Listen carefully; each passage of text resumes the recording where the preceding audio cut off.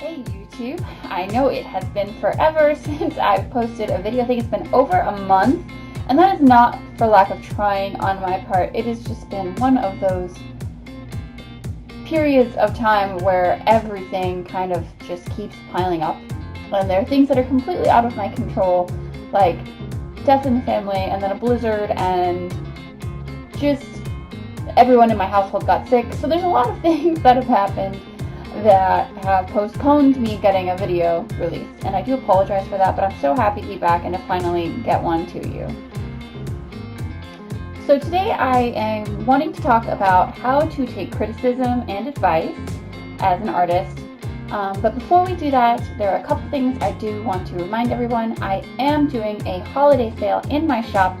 There are a few more days left till I can't really guarantee that it'll be there before Christmas. And I do have a promo code for 25% off going on right now. The promo code is HOLIDAY. So go ahead and check out my shop. The link will be in the description below. The other thing is that I am doing a giveaway on my Instagram. So if that's what brought you here, go ahead and leave your Instagram username in the comments. As long as you are followed and your name is commented below, you'll be entered to win a print of Silurian. This is a limited edition embellished print. There are only 25 that I'm doing.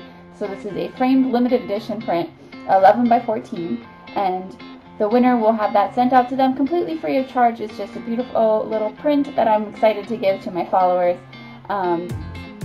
So for my people who are following me on YouTube but not on Instagram, you are also capable of entering into the giveaway.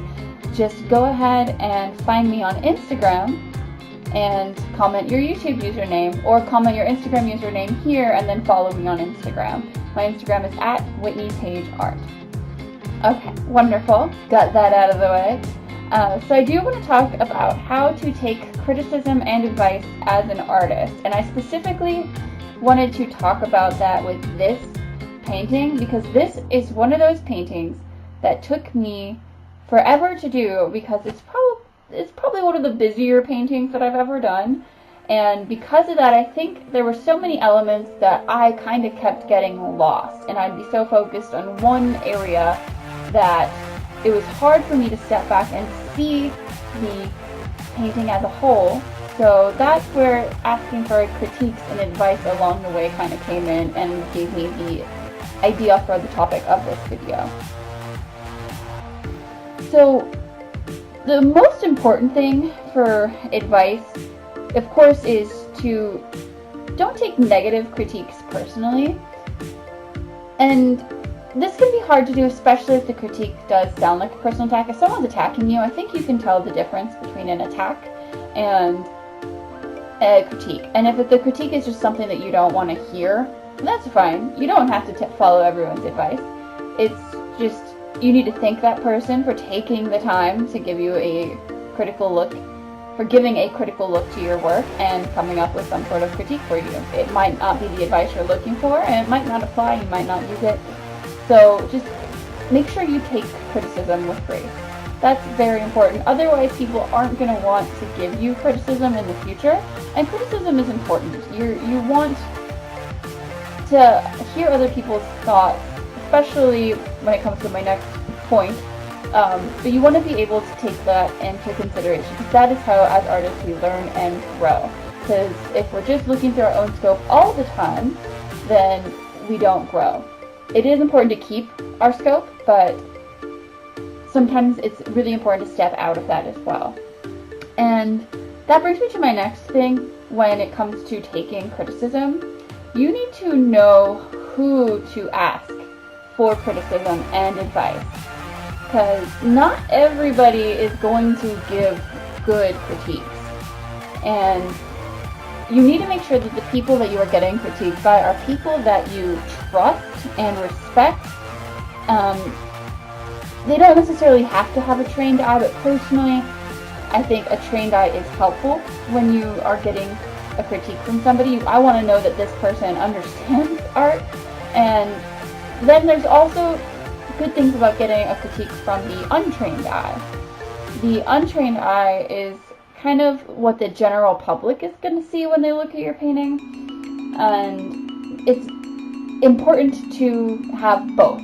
So I'll ask somebody who I know has no real artistic idea what they think, and then I will go to somebody with more artist training, somebody that I respect and trust, to get their specific critique. And then I kind of weigh the two. And that kind of segues right into my next point. Do not blindly follow advice when somebody critiques you. It is important that you continue to maintain your very own artist scope. So, and what I mean by that is you have your very own vision, and you know what it is that you want to do with a certain painting and what you want to achieve. And just because somebody who you respect gives you advice does not mean that they know what is in your head and what you are trying to accomplish and achieve with your painting. So you have to be able to weigh their criticism against what it is you are trying to accomplish in your head. So you can't just blindly follow advice. You need to look at their advice and kind of edit it so it suits you and the work that you're doing. Whew. The next one that is pretty important, especially with you're getting advice from artists that you respect, and this is more for people who are new to art, when you're getting critiqued, it is important that you have educated yourself in the fundamentals of art, because there is a lot of jargon in the art world that untrained eyes aren't going to know. And if you're new to being an artist, you need to know that jargon so that you can properly consume and digest the critiques that you're getting. And what I mean by jargon is words like saturation, composition, light source, values. You need to know what each of these means so that when somebody gives you a thoughtful critique, you actually know what they're saying. So it is important to be really educated before you go and get critiques. Or if somebody does critique you and you don't know what they mean, then it is important to look it up and make sure you are educated. And then that's going to bring me to my last real tip for when you're taking advice or critiques, and that is to keep your audience in mind, which is partly why I like to get critiques also from the untrained eye, because not everybody who purchases art is themselves an artist.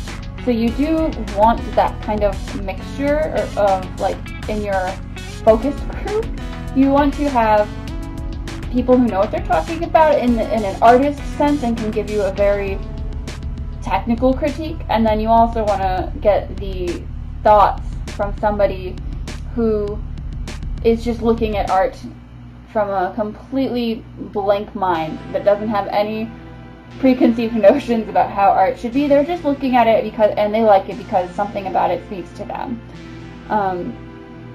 So those are really, I think, those 5 points. And to go back over them, it was: don't take negative critiques personally. Your art is not going to speak to everyone, and that is okay. There is no one artist that every single person on the planet loves, and that's fine. Your audience is your audience, and not everyone is going to be a part of that audience, and that's fine. Don't take that personally. The second one was know who to ask. Make sure it's people that you trust and respect. And that one's actually, I ask my boyfriend a lot for critiques, and sometimes he'll tell me that he just does not like something, and I just have to take that with, like, okay, whatever you say. And then by the end of the painting, he'll be like, oh, I didn't know you were going here. This is great, awesome. And it'll all of a sudden make sense to him and be great. So these are things where it is really important that when you're taking advice, don't take the negative stuff personal, and make sure that you keep your vision in mind and keep pursuing that, even if somebody speaks negatively, because not everyone knows what your art is going to turn out in. So if you're getting a critique in the middle, definitely make sure that you're not taking it too personal and just press on anyway. You know, it's really important to keep that kind of spirit when you're creating art. The fourth thing was to learn the fundamentals, jargon and whatnot. Make sure you're educated enough to consume and digest different critiques, and then to keep your audience in mind so that you know that your art isn't going to work for everyone, and that's fine. So keep that in mind when you're taking critiques and editing your work. Alright guys, thank you so much for tuning in. Again, I'm so sorry it's taken so long. And there's another thing I want to apologize for. Something about this canvas was so textured, like maybe it missed a layer of gesso, but it was really reflecting light in the video. And only the camera got it. It does not look like that in person. So in the future I'll definitely be trying to look out for that and finding ways to mitigate that. But yeah, it just happened on this one and it's the first time it's happened, so I will work on ways to fix that. Alright love, thank you so much for tuning in. Go ahead and comment underneath with your Instagram usernames and follow me on Instagram, and my Instagram users will be following me here, and you'll be entered into winning a limited edition embellished Valurian print that is all nice and framed and ready to go. Bye!